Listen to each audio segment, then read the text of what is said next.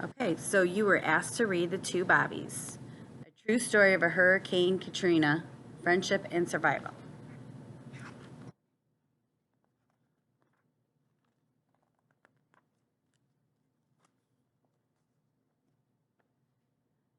The city of New Orleans on the mighty Mississippi is a place many people and pets call home. Jamming with jazz and dressing up in fancy for Mardi Gras is bustled with life and day and night. But on August 29, 2005, Hurricane Katrina bore down on the city and everyone who lived there, including wisp of a cat and one puppy.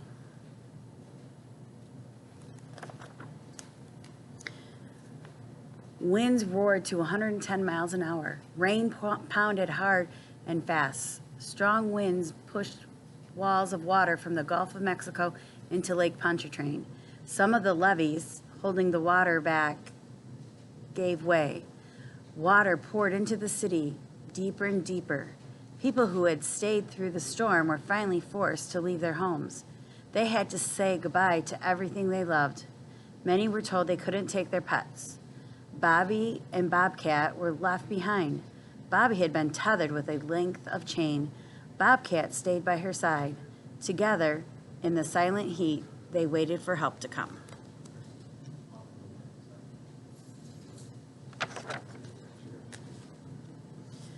After the storm, volunteers from across the country came to New Orleans to lend a hand.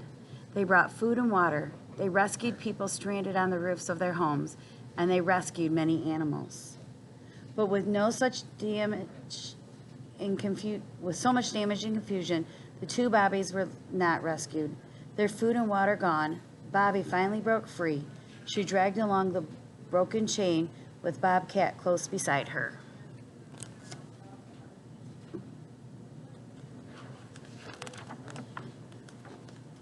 In the early days after the hurricane, the two Bobbies tried to make their way around oily water littered with debris. After the waters receded, they traveled the buckled streets with no place to call home.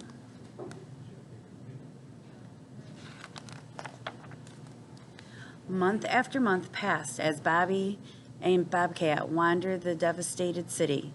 Their days and nights were filled with danger. Packs of hungry, homeless dogs roamed the streets, fighting smaller animals for food, where Bobby and Bobcat chased away from any scraps they might have found. With little food to eat or clean water to drink, Bobby's ribs began to show. Bobcat's brown sugar markings started to fade to a dull white.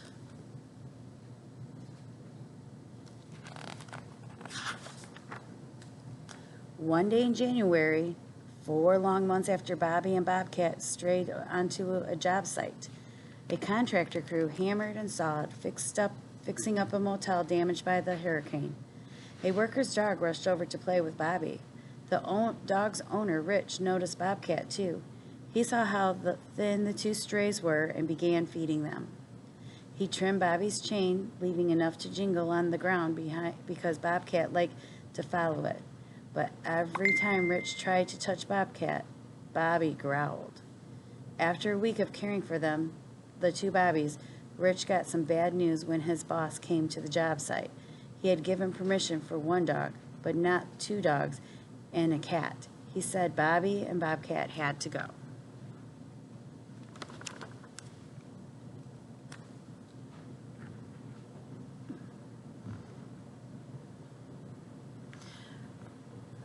Rich was determined to take them to a safe place, but Bobby still growled whenever Rich got too near Bobcat.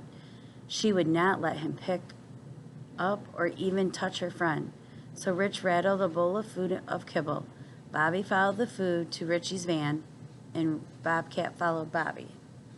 Rich drove them to a temporary shelter that Best Friend Animal Society had set up in Celebration Station, a former video game arcade. The shelter was completely filled with homeless dogs and cats, but a volunteer welcomed them in, even naming them Bobby and Bobcat for their bobtails.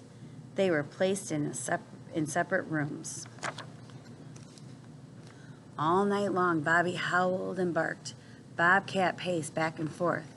No one could sleep with Bobby making such a ruckus. So the volunteers made a large pen for her and put Bobcat in his small carrier inside Bobby's cage.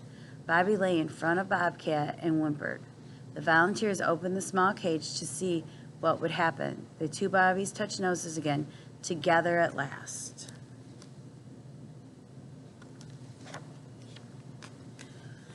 For the next few minutes, the volunteers studied Bobby and Bobcat. They noticed how Bobcat stayed close to Bobby. They saw how he walked with his neck stuck out and how he carefully lifted his front paws, placing them down as if he were unsure of what he might step on.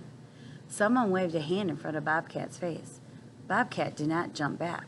Another volunteer waved her hand. Bobcat did not even blink. Everyone was stunned.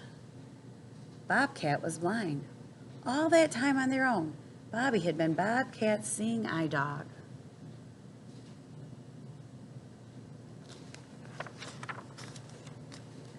The volunteers and even ace pet detective searched for their family with no success.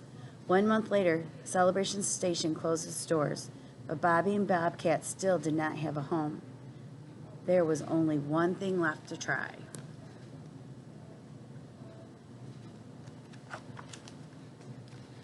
The two Bobbies made a television appearance on CNN's Anderson Cooper's 360. The very next day, the Best Friends volunteers left New Orleans. One of them drove Bobby and Bobcat to the Best Friend Animal Sanctuary in Utah, where they would stay until a new family could be found.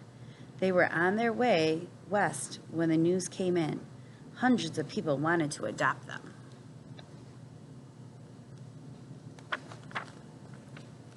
It would take a very special family to adopt them together.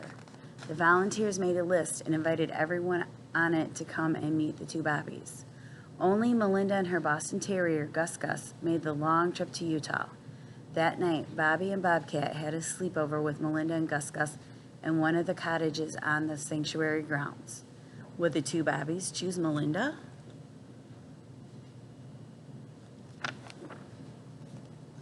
The next morning, everyone knew the answer. Bobby and Bobcat were stuck to Melinda like Velcro. They also liked Gus Gus, and he liked them. Finally, Bobby and Bobcat had found their new family.